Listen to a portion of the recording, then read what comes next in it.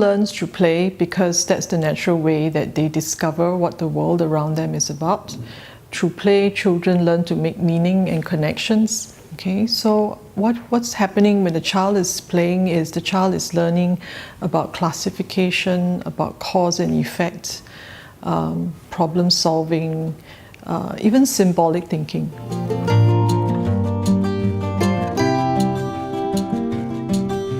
As a parent, you can facilitate a child's learning through play by providing the child with many opportunities and materials at home. It doesn't have to be expensive toys. As long as there's opportunities that the child can experiment, can explore and make discoveries and problem solve. Another thing that parents can do to help children learn through play is to remember the importance of using language as you are engaging with your child.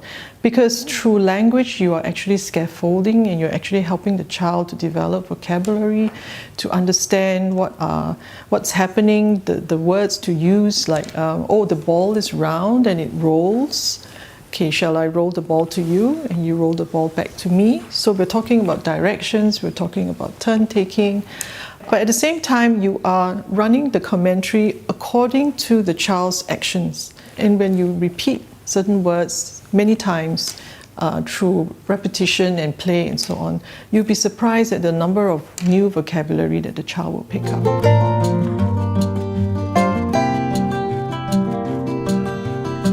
One of the skill that a child can learn through play activity is classification. That means learning to pay attention to the characteristics of objects, whether it's by the color, whether it's by the shape, or whether it's by the type of use of an object.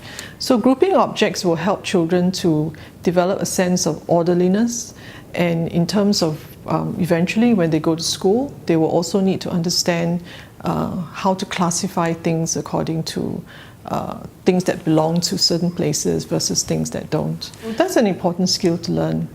And gradually, I think classification will advance towards observing patterns.